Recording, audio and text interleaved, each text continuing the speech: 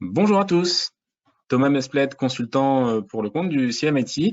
Nous sommes ravis de vous accueillir aujourd'hui pour ce webinaire sur le thème de l'alignement Sales Marketing, quelle méthode pour être efficace. Donc c'est un webinaire que nous organisons en partenariat avec l'agence 1 minute 30 et avec l'entreprise Pixid, qui nous fera le plaisir de nous donner un retour d'expérience sur la mise en place de la méthode. C'est un webinaire que nous organisons en format ouvert, donc c'est-à-dire qu'il n'est pas seulement réservé aux adhérents du CMIT. C'est rare, c'est quelque chose que nous faisons voilà, occasionnellement, et en tout cas, nous sommes ravis de vous accueillir parmi nous ce matin. Pour vous présenter rapidement le CMIT, pour ceux qui ne nous connaissent pas encore, donc nous sommes une association le 1901 qui regroupe une centaine de marketeurs, communicants dans le secteur de la tech. Donc voilà, les membres du CMIT font partie d'entreprises de toute taille, de tout secteur d'activité, mais le point commun, c'est qu'ils font partie du secteur de la tech et qu'ils adressent des problématiques plutôt B2B. L'idée derrière le CMIT, c'est de permettre aux marketeurs, aux communicants de monter en compétences, d'échanger, de partager des bonnes pratiques à travers un cycle de conférences, d'événements, de webinaires, de formations. Donc voilà, l'idée c'est de proposer de manière régulière des événements pour pouvoir permettre à chacun d'échanger et de monter en compétences et de pouvoir progresser. Un petit slide rapide sur les prochains événements que nous organisons. Donc, vous pouvez retrouver tous ces événements sur notre site web, sur la page d'accueil de notre site web. Ce qu'il est important de noter, c'est que ce calendrier est mis à jour au fil des jours, au fil des semaines, au fil des mois. Donc, il est évolutif en fonction des événements que nous organisons. Et donc, n'hésitez pas à le consulter régulièrement. La plupart des événements, comme je vous le disais, sont plutôt en format réservé aux adhérents, mais si jamais vous êtes intéressé par les événements, n'hésitez pas à revenir vers moi et puis voilà, je vous expliquerai comment faire pour devenir adhérent du CMIT. Et dernière slide avant de laisser la parole à nos intervenants. C'est plutôt un slide qui est réservé à nos membres pour pouvoir vous permettre de contribuer à la vie de votre CMIT. Donc n'hésitez pas, si vous avez des sujets, d'événements, des thématiques que vous souhaitez que l'on traite, qu'on n'a pas encore traité ou qu'on a traité de manière très ancienne, n'hésitez pas à nous les proposer, à nous dire voilà, sur quel sujet est-ce que vous voulez qu'on travaille, qu'on organise des événements, des réunions. On se fera un plaisir de le faire. De même, si vous avez des retours d'expérience à partager, nous sommes preneurs. Et puis l'idée, c'est vraiment de partager ces retours d'expérience avec les autres adhérents du CMIT. On organise aussi on reçoit des sollicitations de la presse, on crée aussi pas mal de contenu. Donc, on fait régulièrement appel à nos membres pour participer à ces prises de parole et à ces tribunes presse. Donc, n'hésitez pas également. Si vous souhaitez intervenir, on vous donnera toutes les clés pour le faire. Et puis de manière générale, n'hésitez pas à participer à la vie de l'association. Cette association, c'est la vôtre, donc vous avez l'opportunité d'y contribuer pleinement. Et donc, sans plus tarder, je vais passer maintenant la parole à Rémi, à Gabriel et à Christophe, qui font partie respectivement de l'entreprise Pixid et de l'agence 1 minute 30. Voilà. Rémi, Gabriel, Christophe, c'est à vous. Je vous laisse la parole. Bonjour à tous, merci de nous accueillir Thomas. Je suis ravi qu'on soit au CMIT dans la mesure où on a quand même pas mal de clients dans la tech depuis 9 ans qu'on existe.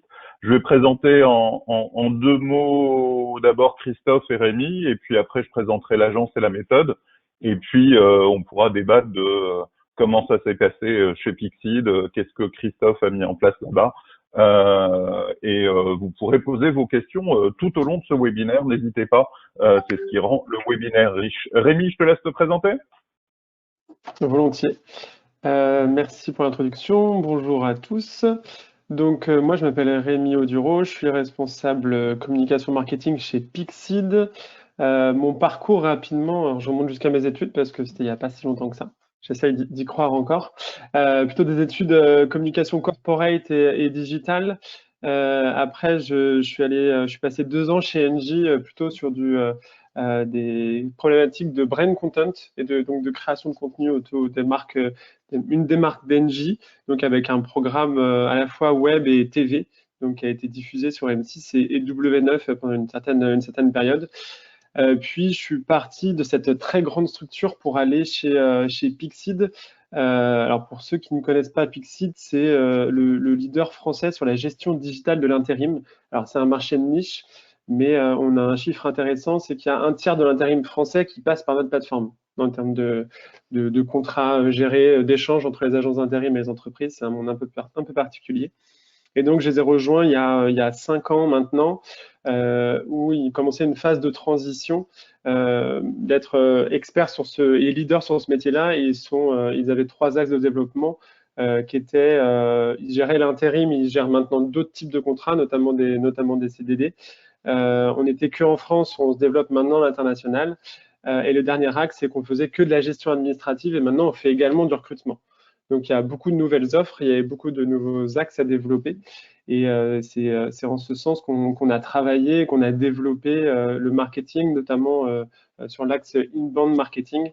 Et on aura l'occasion d'y revenir plus en détail pendant cette session.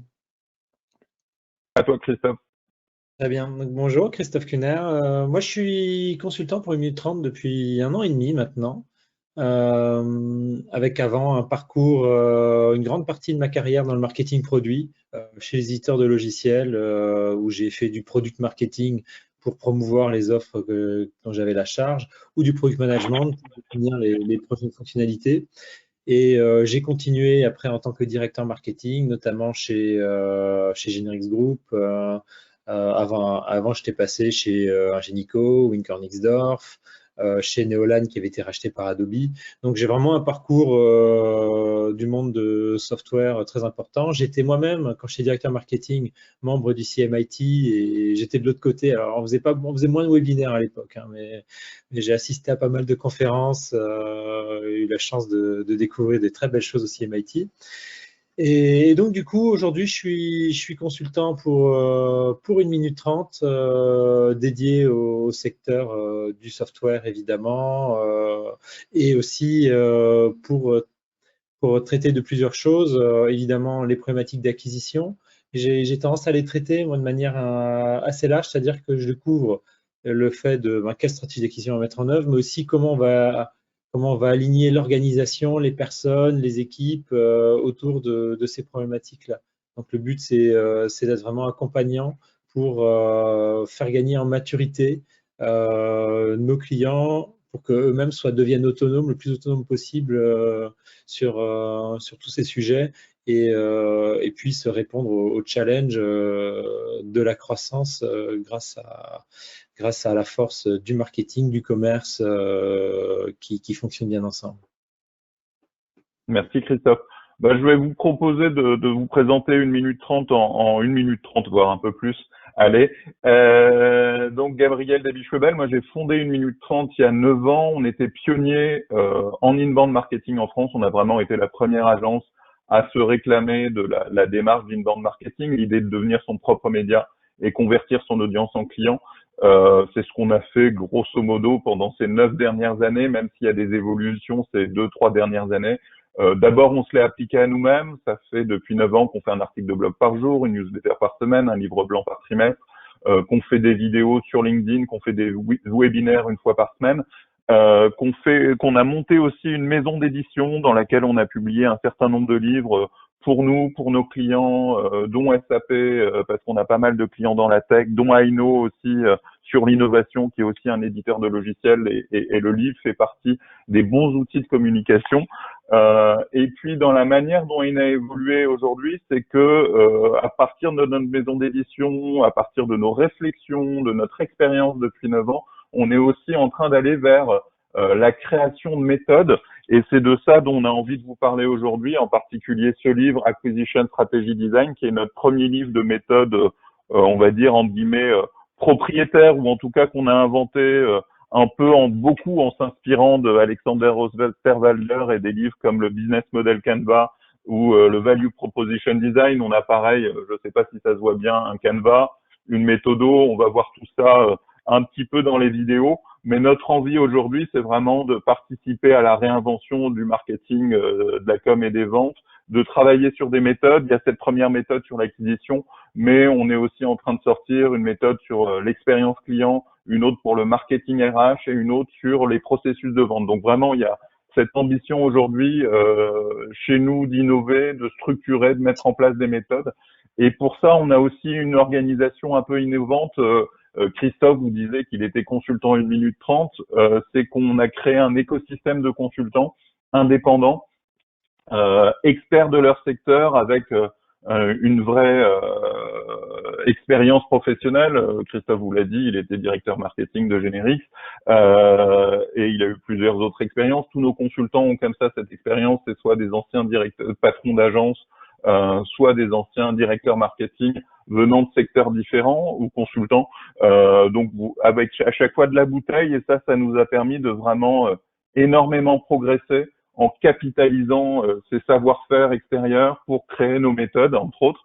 Et c'est quelque chose dont je suis fier qu'on a mis en place il y a 2 ans et qui nous permet aujourd'hui d'être dans cette démarche de pas seulement appliquer des méthodes qui viennent des États-Unis, pas seulement dérouler des méthodes externes, mais vraiment être à l'origine de ces nouvelles méthodes.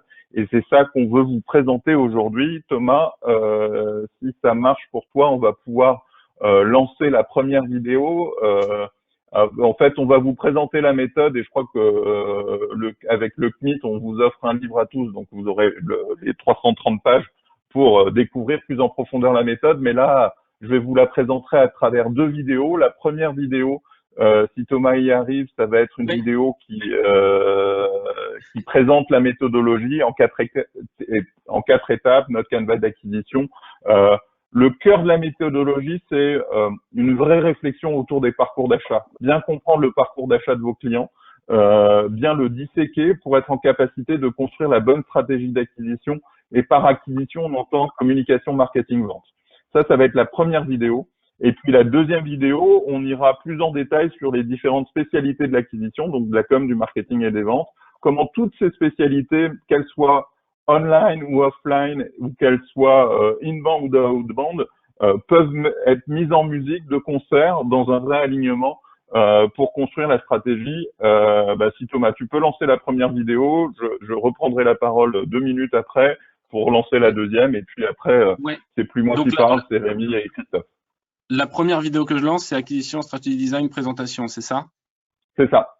Ok. Parce qu'il n'existait pas de méthode simple et structurée pour construire son plan marketing, et encore moins pour coordonner l'ensemble de sa stratégie d'acquisition en incluant aussi les ventes et la communication, nous avons inventé l'acquisition stratégie design. Une approche systémique centrée sur l'évolution du client tout au long de son parcours d'achat qui permet d'améliorer le ciblage et la compréhension client, d'organiser et d'aligner ses équipes marketing, communication et vente, de définir et de prioriser ses actions et ses investissements d'acquisition client. La méthode acquisition stratégie design plan marketing nouvelle génération se déroule en 4 étapes. 1. Avec le canevas d'acquisition, vous vous posez les bonnes questions pour vous mettre à la place de votre client. 2.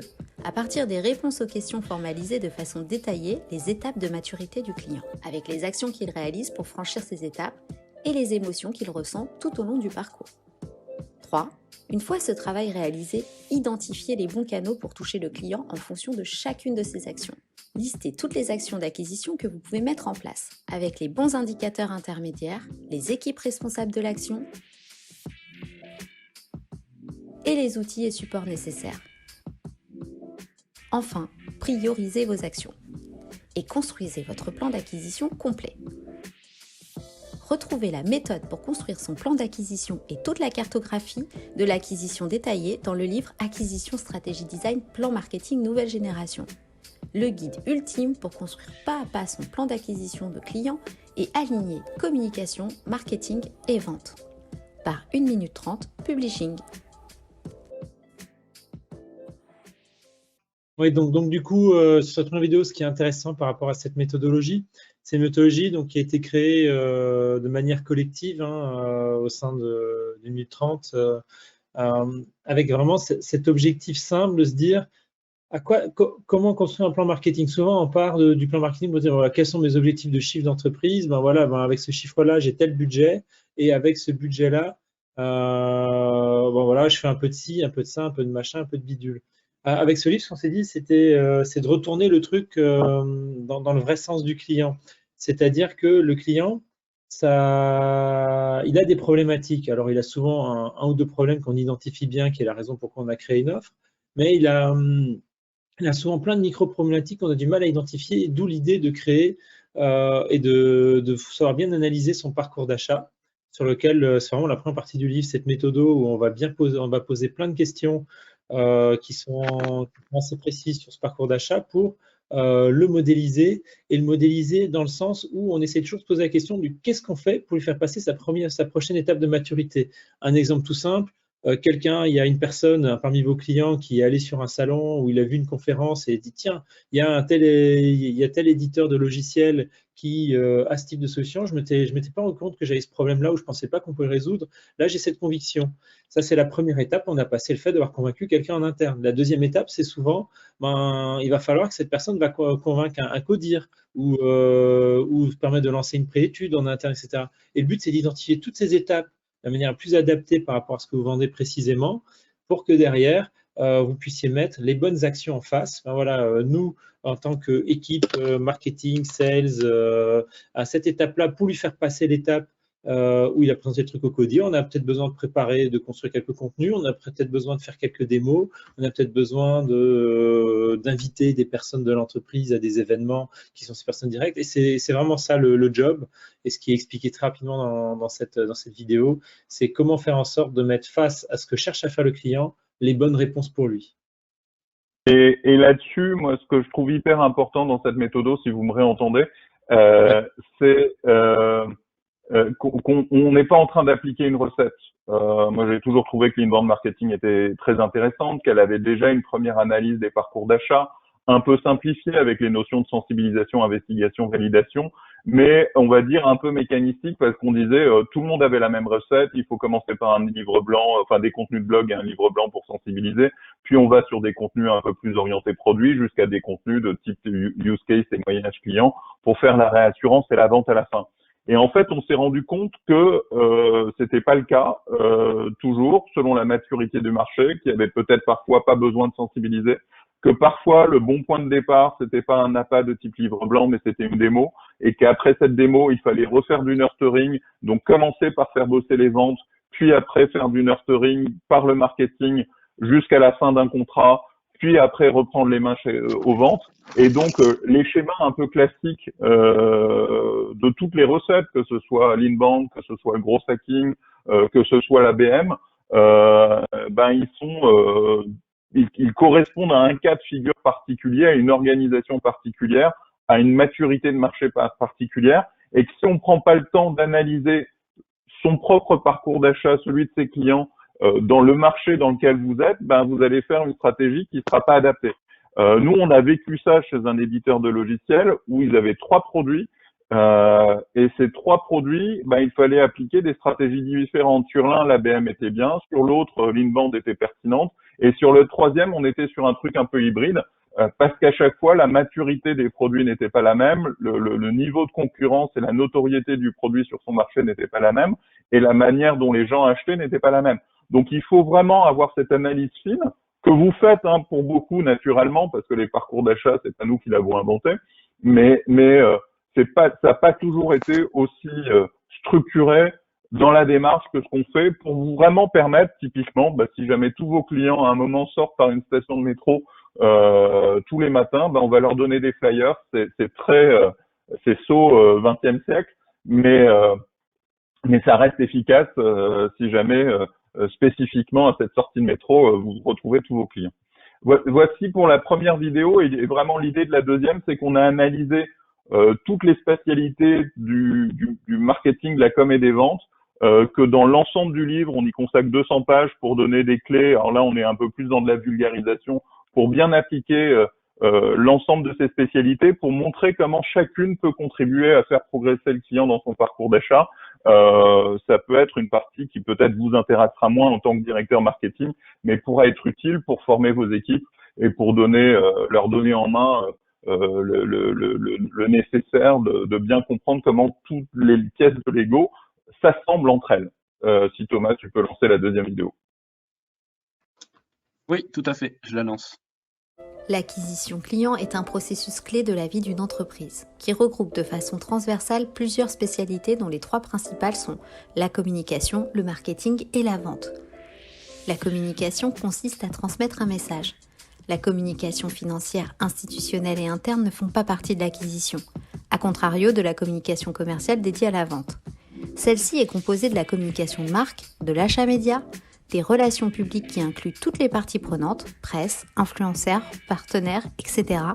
et de la e-réputation. Le marketing et en particulier le marketing opérationnel sont au cœur de l'acquisition, à l'exception néanmoins du marketing stratégique, de la fidélisation et du marketing international. Le marketing produit consiste à définir le produit adéquat par rapport au marché. Le pricing consiste à définir les prix des produits. Les études à tester auprès du public. Le marketing de la distribution rapproche les produits des consommateurs. Il s'appuie sur la communication de proximité et est révolutionné depuis ces dernières années par l'e-commerce, qui est arrivé avec toutes les nouvelles spécialités du marketing digital, dont bien sûr le référencement naturel payant est maintenant sur les places de marché, et aussi l'achat média en ligne, sous toutes ses formes. Display, affiliation, social ads, native ads, retargeting, le social media marketing, le marketing mobile et le marketing de la performance. Le marketing de contenu existait déjà, mais il a été terriblement renforcé par le digital, tout comme le marketing relationnel, qui a bénéficié de nouveaux canaux de marketing direct et de nouveaux outils, produisant toute une somme considérable de données. 3e composante essentielle de l'acquisition, la vente, avec la prospection commerciale, l'avant-vente, la négociation et maintenant les nouvelles techniques de social selling. Elle n'inclut pas dans l'acquisition la gestion de compte qui se passe après l'acte d'achat, et donc une fois que l'acquisition client est achevée. Retrouvez toute la cartographie de l'acquisition détaillée et la méthode pour construire son plan d'acquisition dans le livre Acquisition, stratégie, design, plan marketing nouvelle génération. Le guide ultime pour construire pas à pas son plan d'acquisition de clients et aligner communication, marketing et vente, par 1 minute 30 publishing. Est-ce que vous me retrouvez? Oui, c'est bon. Yes, j'ai réussi à lancer le code PIN quand la vidéo a fini. Et comme ça, je me suis pas fait jeter cette fois-ci. Ou en tout cas, j'ai rattrapé le truc. Voilà, ça vous présente un peu toutes les spécialités qu'on aborde dans le livre. On en a fait une cartographie aussi complète que vous avez vue. Donc ça, c'est sympa. Maintenant, je vais vous donner la parole. Si vous n'avez pas de questions dans le chat ou dans la salle, je vais vous donner la parole, Christophe, Rémi, pour... Christophe, peut-être que tu commences par nous présenter ce que vous avez fait et puis comment ça s'est passé, Rémi. Et puis si ça peut être un échange aussi avec vous, si vous avez des questions sur la méthode, l'utilisation, la cartographie, les étapes, n'hésitez pas. On est là pour ça. À toi, Christophe. Ouais. Donc, j'allais dire que pour moi, l'aventure Pixid a commencé au mois d'août dernier. Alors, c'était pas le début de l'aventure Pixid avec 1 minute 30, puisque Pixid est en 1 minute 30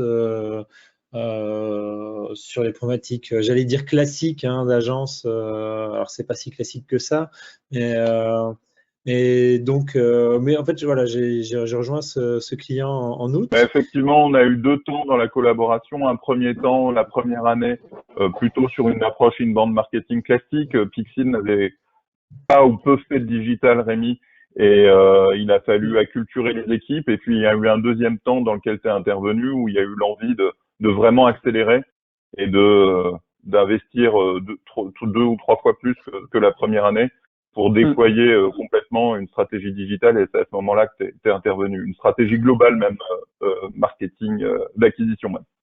Oui, c'est vraiment venu comme ça. C'est Rémi qui nous appelle en disant on a 2 offres là qu'on doit lancer, qu'on veut booster sur le marché, comment on fait? Et là, pour le coup, on a fait un joli travail préliminaire pour se poser la question. Alors déjà, on a 2 offres. Donc ces offres, comment est-ce qu'on les délimite, etc. Donc il y a des sujets autour de l'offre en elle-même, mais il y a aussi toute la question du les commerciaux aujourd'hui, ils savent pas forcément bien la vendre. Nous au marketing, on sait pas bien la marketer. Qu'est-ce qu'on fait de ça? Et du coup, on s'est vraiment dit, on va reposer les bases et les fondations autour de ces offres-là. Et en général, quand on dit poser les bases des fondations, c'est là où on prend peur en général quand on va solliciter quelqu'un d'extérieur, parce qu'on se dit base fondation, c'est long, c'est un gros travail, etc. Alors c'est effectivement un gros travail, mais du coup on l'a amené par ces méthodologies d'atelier de co-construction, notamment donc l'atelier acquisition de stratégie design, où on a réuni 16 personnes sur cet atelier de mémoire. C'était celui où on était à 16. 16 personnes entre forces commerciales, on avait des équipes projets aussi qui étaient en charge des clients, et donc évidemment les équipes marketing, pour essayer tous ensemble de comprendre le client. Donc du coup, plutôt que de l'expliquer de mode théorique, je propose que Rémi nous raconte un petit peu cet atelier, et après j'explique comment il s'inscrit dans le changement global. Alors déjà, ça me faisait rire quand tu disais de reprendre ses bases fondations, ça fait peur. Je pense que ça faisait peur à certains, et alors peur notamment à ceux qui ont construit l'offre. On a un peu, nous, l'équipe offre et marketing qui sont séparés. Je pense que ça pouvait faire peur à l'équipe offre. Nous, d'un point de vue marketing, on était très contents. On était très contents de bien reposer les bases et de savoir sur quoi on allait travailler. Je pense que c'est quelque chose qui arrive assez souvent chez les éditeurs de logiciels. Ces offres-là étaient en fait des émanations de notre offre initiale, et en fait, on avait rajouté des briques et des briques. C'était des nouvelles fonctionnalités qui arrivaient, des évolutions, des nouveaux développements. Et à un moment, on s'est rendu compte que c'était une offre à part entière, en fait. Ça n'a pas été pensé en disant, on fait une nouvelle offre, on va faire des développements pour ça, plutôt des émanations. Donc là, il y a une vraie prise de conscience de, OK, il faut reposer les choses, il faut essayer de repackager, il faut essayer de redélimiter. Et ces ateliers, en effet, ont été très bénéfiques pour ça. Donc, on parle, là, on est au mois de mars, c'est des ateliers qui n'ont même pas 6 mois. Donc, on a, à la fois, il y a eu énormément de choses de faites depuis, à la fois, on n'a pas un recul non plus immense. Et donc, pour revenir sur l'atelier, donc, sur la matrice d'acquisition, donc très intéressant déjà, c'est ça, de réunir les équipes. Donc c'est en effet chez nous marketing, offre, commerce et en partie projet, qui sont des équipes assez délimitées, d'avoir une vraie réflexion commune, d'avoir un temps de réflexion commun, mené par quelqu'un de l'extérieur aussi, parce que l'entreprise a son historique, l'entreprise a ses dynamiques, et c'était pas forcément évident de réunir déjà toutes ces équipes. Donc c'était déjà un premier bon point. Ça nous a permis en effet de poser des choses, et on s'est rendu compte qu'il y avait beaucoup d'éléments et beaucoup de réflexions qui étaient dans la tête de certaines personnes clés de l'entreprise. Donc on parle du directeur stratégique des offres, on parle du directeur commercial, qui sont là depuis longtemps, qui sont là depuis 15 ans, et qui ont beaucoup participé à ces nouvelles offres, mais c'était pas forcément facile pour eux d'être pédagogues. Et donc le fait de construire cette matrice, de définir des étapes, ça a servi énormément à transmettre l'information, en fait, à mettre les choses sur le papier, et à pouvoir communiquer ensemble et à pouvoir construire sur cette base-là qui est enfin été commune, alors qu'elle était que dans la tête de certaines personnes. Donc du coup, en fait, comment ça s'est déroulé? Comment s'est déroulé l'atelier? En fait, on est vraiment dans cette notion d'intelligence collective, où on vient en se disant, nous, on maîtrise un processus qui est de faire émerger le savoir de plusieurs personnes, et de réussir à mettre les gens derrière face à leur savoir, et le structurer. Mais du coup, c'est vraiment les personnes de l'entreprise qui sont sachantes. Et donc, on a vraiment cette première phase où on pose plein de questions, on interpelle, on fait travailler plusieurs groupes en parallèle. Alors là, l'avantage, je vais parler d'avantage parce que comme on était en plein Covid, on a tout fait à distance. Alors évidemment, mode panique, comment on va pouvoir faire pour manager 16 personnes à distance, etc. Dans la pratique, c'est beaucoup plus simple de manager 16 personnes à distance que… 16, je dis bien 16, c'est ça, hein? C'est 16, ouais. C'est pas 7, hein, parce qu'on entend 7 souvent. Ah d'accord, je vais essayer d'articuler mieux. C'est 16 personnes. Mais donc avec le distanciel, et les méthodologies liées au design thinking, donc avec des temps pulsés où vous avez un quart d'heure pour travailler en sous-groupe de 3 ou 4 personnes sur tel sujet pour produire un maximum de choses. Après, on revient en groupe tous ensemble, on partage ce qu'on a vu, les gens réagissent, etc. On arrive sur une journée, c'est extrêmement dense, mais c'est extrêmement dynamisant aussi de faire en sorte de, poser, voilà, nous on a compris le client comme ça. on a vu que ce qui est clé chez ces clients-là, c'est cette phase-là et cette phase-là. Par exemple, sur une des offres, on a vu que la phase clé était clairement sur le fait que le CODIR devait s'impliquer, puisqu'on est sur des outils qui sont plutôt à destination des RH. Et les RH, ça touche toute l'entreprise. Et souvent, ce qu'on se rendait compte, c'est que les RH, si on les met tout seuls face à leur problématique, ils ne vont pas bouger tant que leur CODIR derrière ne leur mette pas aussi un peu la pression à cet moment. Donc, on s'est vu qu'il y a un enjeu très fort autour de cette phase-là. On a vu qu'il y avait un autre enjeu très fort qui était la phase de pilote. Parce que sur la phase de pilote, il y a besoin d'aligner beaucoup d'équipes. Et faire cet alignement-là, c'est pas si simple. Mais on s'est dit, tiens, cette phase-là, il y a un taux d'échec qui est encore trop important. Il y a besoin de la travailler et de la mettre en lumière. Donc, et ça, c'est des choses qui sont hyper clés parce que quand on voit le parcours client, on arrive à se dire, OK, là, j'en perds beaucoup en amont. Là, j'en perds beaucoup à la fin de la chaîne. Là, je peux en perdre au milieu. On voit où est-ce qu'on perd les clients. Avec toujours cette optique de se dire, vaut mieux réparer d'abord les fins de chaîne, parce que les fins de chaîne, c'est du chiffre qui va rentrer rapidement par rapport au début de chaîne. Et donc, on remonte tranquillement cette chaîne de parcours client là-dessus. Et donc, on a vu les phases qui étaient compliquées, et sur chacune de ces phases, qu'est-ce qu'on a fait de manière très simple? Quelles sont les actions qu'on fait déjà qui contribuent à aider le client là-dessus? Quelles sont les actions qu'on fait déjà, mais qu'on ne fait pas assez bien pour contribuer là-dessus? Et quelles sont les actions qu'on ne fait pas, qu'on pourrait faire là-dessus pour contribuer? Et de manière très simple, on finit la journée en se disant, bon, on a priorisé les phases sur lesquelles on va travailler, on a vu les actions qu'on fait ne fait pas, on a juste qu'à prioriser les actions derrière ça. C'est aussi simple que ça. C'est de se dire, tiens, maintenant, Moi, au-delà de la méthode qu'on a décomposée et qui donne une vraie dynamique d'animation, c'est souvent le fait de faire travailler ensemble les équipes marketing comme vente, de les réunir pendant une journée en utilisant ces outils d'intelligence collaborative.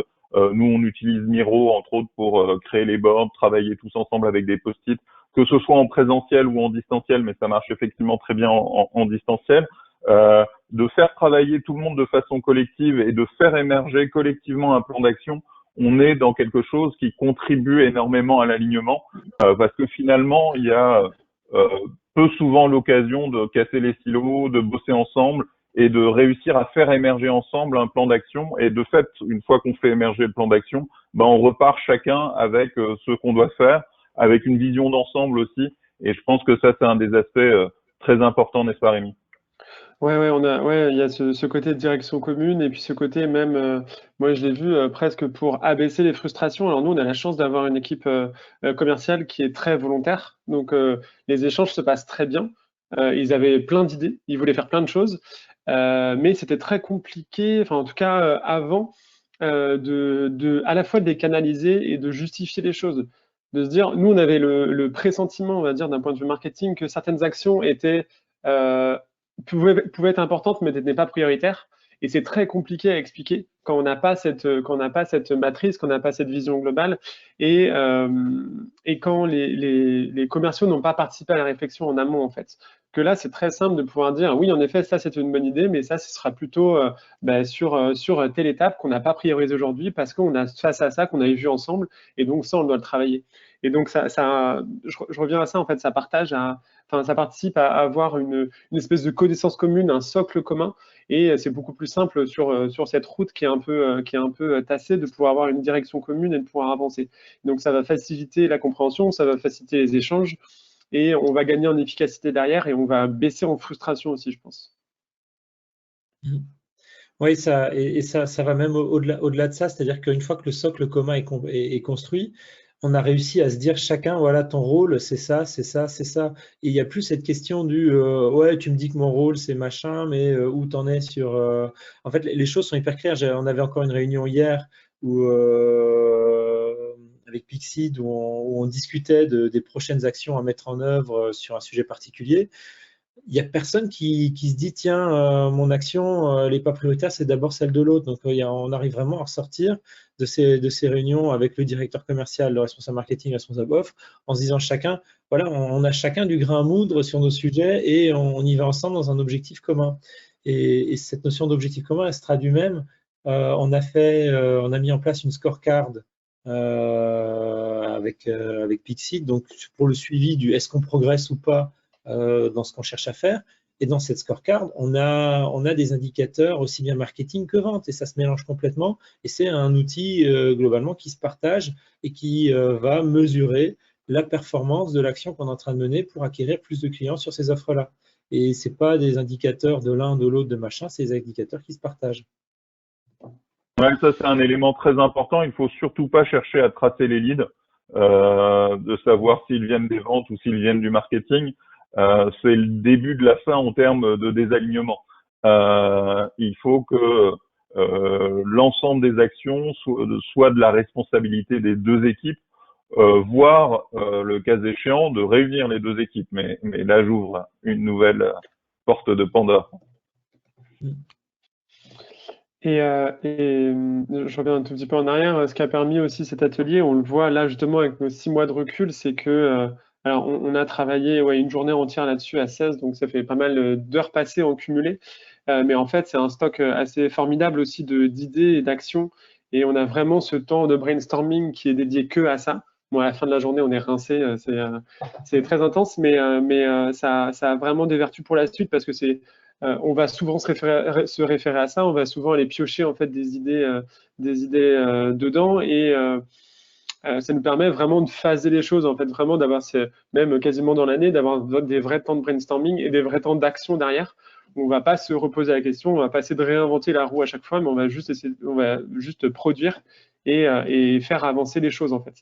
Ce qui n'est pas forcément évident quand on n'a pas ce guide global, en fait, parce qu'on va avoir des séquences beaucoup plus courtes de réfléchir, de refaire, de réfléchir, de refaire. Et on n'a pas ce côté mécanique. On avait parlé un peu avec Christophe, ce côté mettre en place une réelle mécanique et ne pas faire juste des coups. Parce qu'en effet, certains coups peuvent fonctionner. Mais à chaque fois, une fois que le coup est fini, il faut se remettre. Et justement, ça nous coûte énormément d'énergie de se remettre dans une dynamique. Alors que si la dynamique est lancée sur du moyen long terme, c'est beaucoup plus simple de faire avancer les choses. Je rebondis vraiment pour moi sur cette vision process et pas campagne. Je pense que le digital, je pense que la permanence des parcours d'achat, le fait que les clients achètent maintenant en continu, c'est pas suite à des opérations, etc., fait que en tant qu'entreprise, on doit mettre en place des processus en face et plus des campagnes. On n'est plus dans des actions disjointes qui commencent et puis qui s'arrêtent. On doit mettre en place des choses qui fonctionnent dans la durée. Et c'est pour ça que c'est important quand on construit cette vision du parcours d'achat de construire en face un processus qui lui-même est permanent. Chez SAP, pour eux, c'est nouveau, donc ils travaillent avec la notion de always on machine. C'est comme ça qu'ils appellent le marketing automation, parce qu'ils ont une vraie culture de campagne. On bosse avec SAP depuis 3 ans, 4 ans maintenant, et passer de cette culture de campagne à cette culture de process avec une dimension always on est quelque chose de souvent nouveau pour les équipes marketing et aussi nouveau dans la coopération marketing-vente et dans l'alignement marketing-vente parce que c'est pas je viens vous raconter ma dernière campagne, on fait des actions autour de cette campagne, on voit les résultats, puis on en refait une autre sur un autre secteur, sur un autre sujet. On est plus dans la mise en place de process permanents et donc dans des échanges qui doivent être permanents et qui doivent être transparents, structurés pour que on soit pas dans la défiance et qu'on soit vraiment dans la coopération. D'où l'importance des indicateurs communs et potentiellement l'importance de réunir tout ça dans la même équipe. Ouais, c'est vraiment, en fait, le mot processus, c'est vraiment le mot juste. C'est un mot, si on fait un peu d'historique, l'organisation par processus, il n'y a rien de nouveau dans tout ça. Le problème, c'est que le nombre d'entreprises qui sont vraiment organisées par processus, il y en a très peu. Donc, du coup, avec ce travail autour de la matrice d'acquisition du parcours d'achat, en fait, on recrée ces processus de manière totalement naturelle. C'est-à-dire, comme on a un objectif qui est très clair, avec des personnes identifiées sur cette contribution à l'objectif, ben, le processus par lui-même, il se décrit tout seul. Et encore chose encore plus drôle, on parle dans le monde de la qualité, de l'ISO 9001, on parle de processus d'amélioration continue. On n'a pas besoin d'expliquer tout ça. Ici, comme on a créé cette matrice et ce parcours, on commence à travailler certaines choses, on regarde ce que ça donne sur l'amélioration dans nos revues régulières inter-équipes, et ben on se dit tout de suite, ben voilà, qu'est-ce qu'on fait maintenant? Ben on va travailler sur l'étape en amont, parce que là, ça coince maintenant en avant, c'est du concret, c'est du réel, c'est pas que des tableaux de chiffres, etc. C'est dans les échanges entre commerce, marketing, et produits, on rentre vraiment dans tiens, là on a fait ça pour les clients, on a bien vu où est-ce qu'on se positionnait sur la cartographie, ça coince un peu là, ça coince ici, donc on est en réaction par rapport à ce qu'on a vécu et on a toujours cette ligne directrice de qu'est-ce qu'on cherche à faire pour le client. Donc le processus, il se crée tout seul. On n'a même pas besoin, je dirais, de le codifier en tant que les contributeurs du processus sont, il y a machin, il y a bidule. L'énergie, elle est là toute seule. Et ma conviction, c'est que la codification se fera un jour plus tard, mais c'est pas l'urgence. L'urgence, c'est enfin, le vrai truc qui se met en place tout de suite, c'est de travailler sur des indicateurs communs et avec une vision claire de l'objectif commun et, entre guillemets, ce référentiel qui fait qu'on parle la même langue. Mais il se construit effectivement naturellement parce que son objectif commun, c'est de faire progresser le client dans son parcours d'achat. Et donc, les étapes de progression, chaque action qui fait progresser le client d'une étape à l'autre, bah, cette chaîne taylorienne, d'une certaine façon, se met en place toute seule parce qu'on se concentre sur cette progression du client. Est-ce que vous pouvez partager un peu les différentes actions que vous avez mises en place du côté du marketing, du côté des ventes, les actions en commun? Est-ce qu'il y a justement des choses qui sont ressorties, t'as parlé Rémi des choses qui n'étaient pas prioritaires, que vous ne jugiez pas prioritaires pour les vendeurs et que vous avez réussi à expliquer. Dans l'autre sens, est-ce qu'il y a des choses que vous avez mises en place ou que vous n'anticipiez pas au démarrage de l'atelier? Alors, peut-être que ce qui est intéressant, c'est de revenir aussi, on disait, c'était pas. Donc là, ça fait plus de 2 ans qu'on travaille avec 1 minute 30. La première année, en effet, c'était vraiment de poser les bases de poser les bases, c'est-à-dire on a refondu le site, on a profité aussi, nous, on a changé d'identité. J'ai vu que le logo, c'était encore l'ancien sur la présentation, mais c'est pas grave, il y a encore du travail. On a refait l'identité, on a refait le site, on a mis en place un outil de marketing automation. On est toujours en train de cleaner notre CRM. Et tout ça dans une optique, voilà, encore une fois, d'alignement sales marketing, c'est-à-dire d'avoir des mêmes bases sur lesquelles on peut travailler, qu'on va pouvoir nourrir, sur lesquelles on va pouvoir faire du reporting. Ça, c'était déjà quelque chose de pas évident. Donc, il y a aussi, il y a déjà ce principe d'avoir des bases, d'avoir des outils, d'avoir des espaces de travail en commun.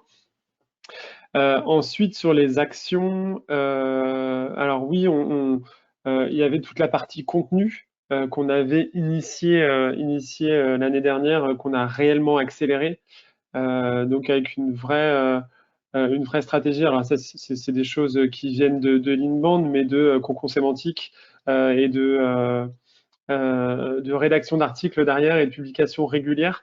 Là, ce qui est intéressant, c'est que le commerce est associé là-dessus. Nos équipes sales sont associées parce que certains sont référents en fait sur les articles.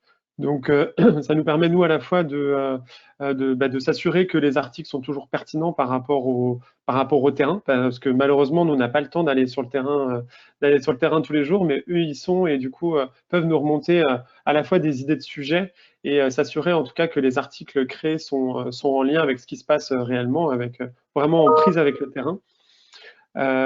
Toutes ces parties de contenu, on a mis en place aussi du social selling. Donc c'est des mises en place, enfin des processus de vente sur LinkedIn. Donc optimisation de leur profil et donc des messages automatiques pour essayer d'avoir créé plus de discussions, prendre plus de rendez-vous pour essayer d'amener les prospects vers nos solutions.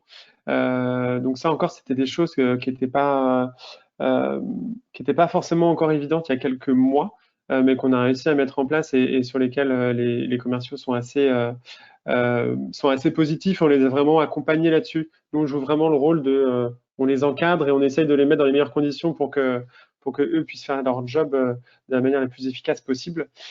Est-ce que Christophe, tu vois d'autres actions particulièrement pertinentes On a mis en place aussi, c'est en cours de rédaction. Là, j'ai vu que le premier était tombé pendant qu'on parlait des histoires commerciales.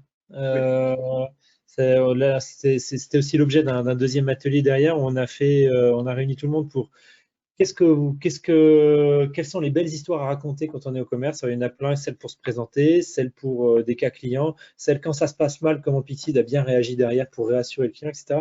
Donc, on a créé un champ d'histoires et là, on est en train de les rédiger. C'est là où le marketing va aider le commerce à mieux travailler sur les dernières phases avec le client grâce à ces histoires-là.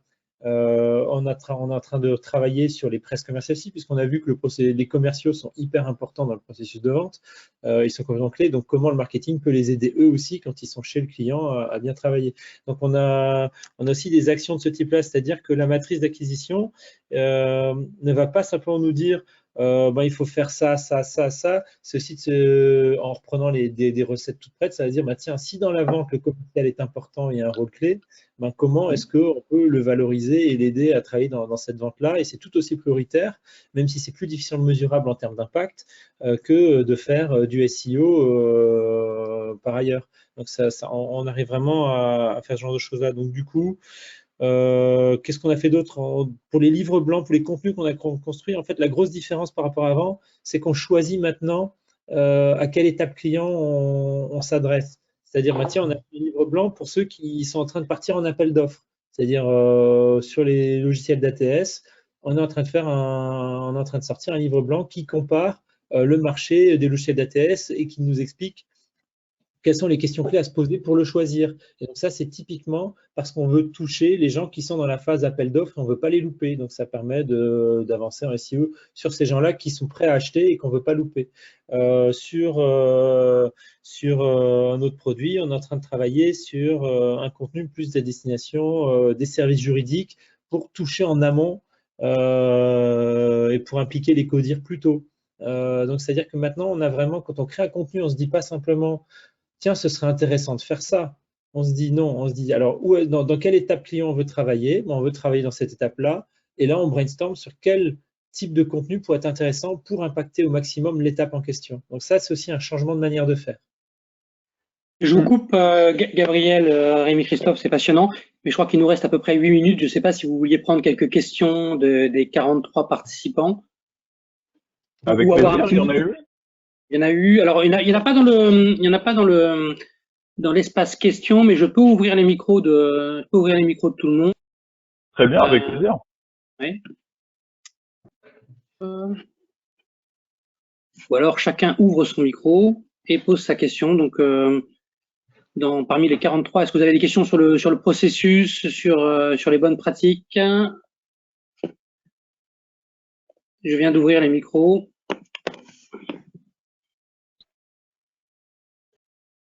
Donc, j'en profite pour meubler, mais c'est que on aura, normalement, quand vous êtes inscrit, vous avez aussi précisé à quelle adresse vous souhaitiez recevoir le livre, l'ouvrage 1 minute 30.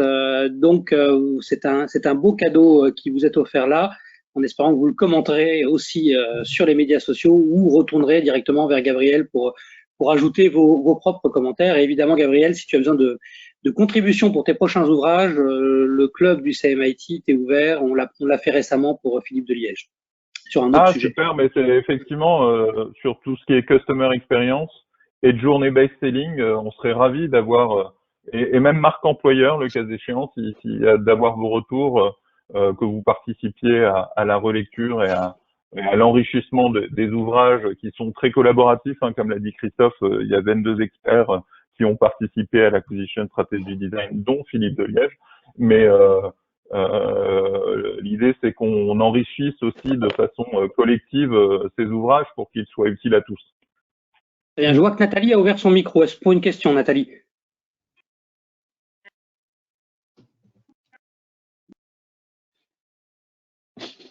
Non, on n'entend rien. Non, pas de question. Valentine aussi a ouvert son micro, mais pas de question. Si, moi j'ai une question, parce que c'était effectivement très intéressant. Je vais parler pour mon cas personnel. Donc, moi, je travaille dans une boîte qui fait... Valentine Vidal. Oui, c'est ça, Valentine Vidal, exactement. En fait, je voulais savoir comment vous parlez de désilotage, etc.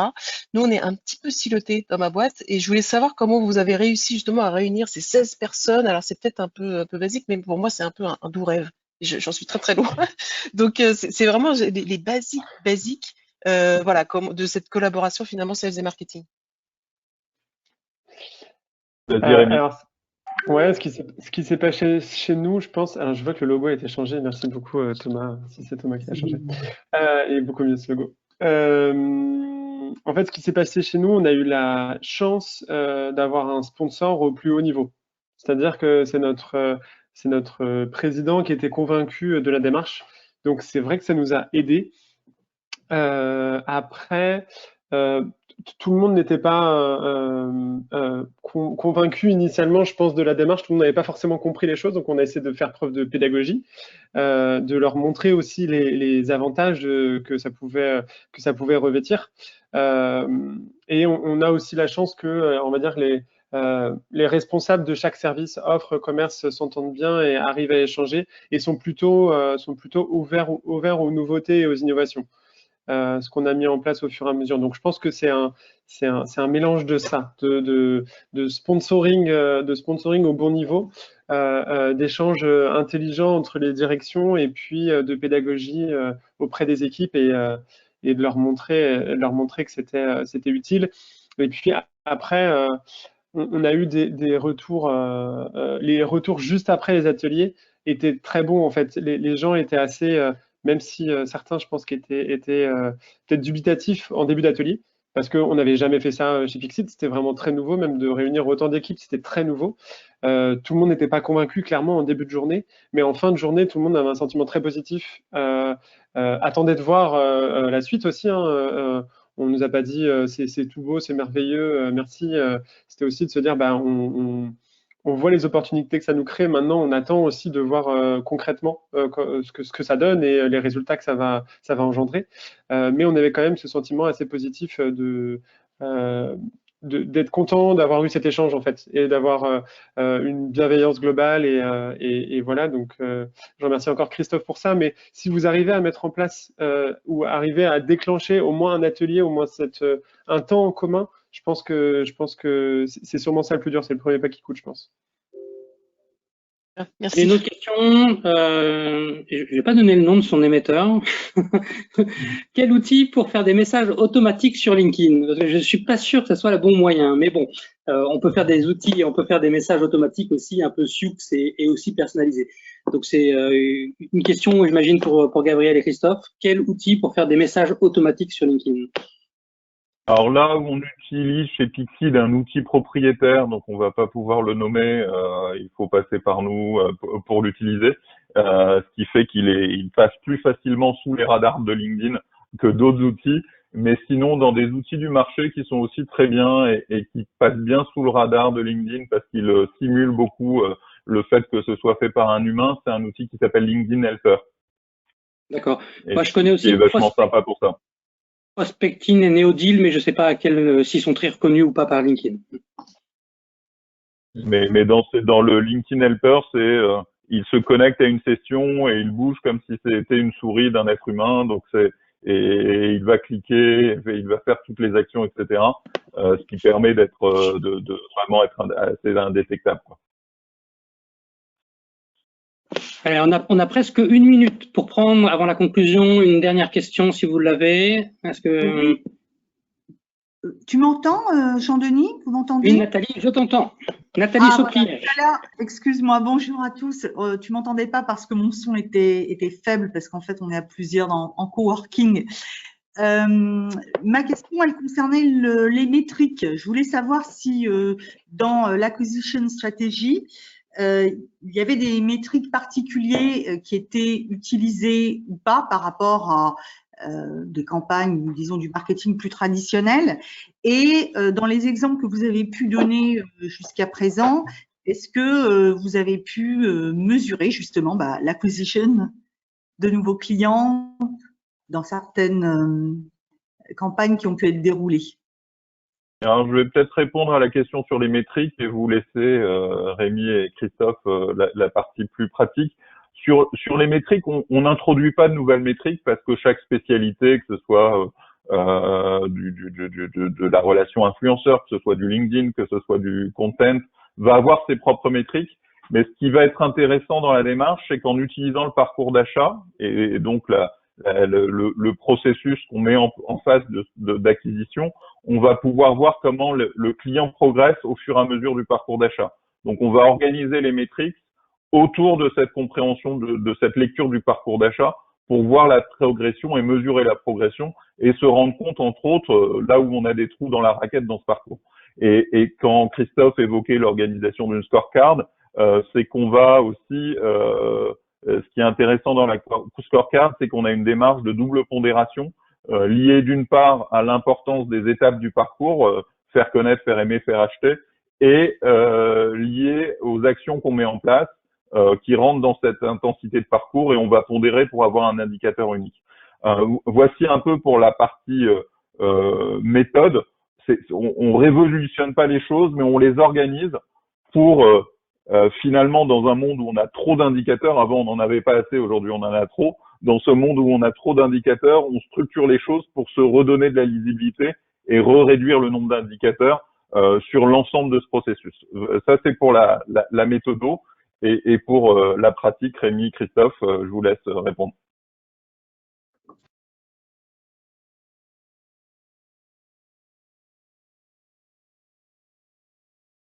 Pardon, j'ai recoupé les micros, Christophe, Rémi, il faudrait que vous activiez les vôtres, excusez-moi.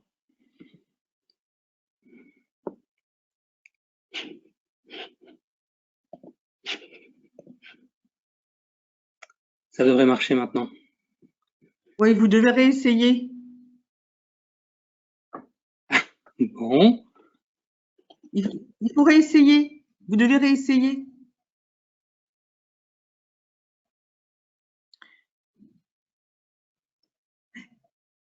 Trahi par la technologie. Non, Ouais. Écoutez, pourtant tous les micros sont ouverts à nouveau. Ouais, ouais. Gabriel, est-ce qu'on t'entend, toi? Gabriel.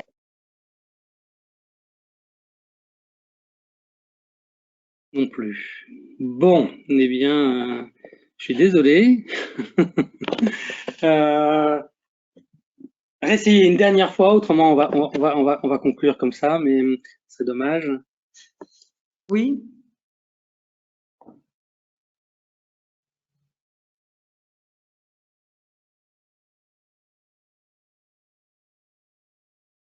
Tu m'entends, Jean-Denis? Oui, oui, je t'entends. En fait, c'est parce que le son se coupe et s'active tout le temps. Il faut qu'il regarde le petit panneau vert ou rouge. Bon, ben, je crois qu'on va malheureusement finir sur une note atone. Merci beaucoup Rémi. Déjà, on est toujours très très preneur de témoignages de nos pairs. C'est très enrichissant. Même si évidemment le grand savoir-faire des gourous Gabriel et Christophe nous enrichissent, avoir la parole d'un utilisateur, c'est toujours très très intéressant. Comme le disait Gabriel, il y a une grosse dynamique sur son blog, sur le blog avec beaucoup de tips et je suis assez émerveillé de voir cette production d'un blog par jour et découvrir aussi la newsletter et surtout vous allez pouvoir recevoir ce livre, le commenter, en discuter au sein du CMIT, puis j'imagine que Gabriel et Christophe seront heureux d'avoir des retours sur ce sujet. Nous étions au pic 45, nous sommes maintenant 33. Vous retrouverez l'enregistrement de cette session sur le site du CMIT. Merci encore Rémi, merci encore Christophe et Gabriel. Désolé pour ce cafouillage de fin de session et je vous souhaite une bonne journée à tous. À bientôt, c'était Jean-Denis.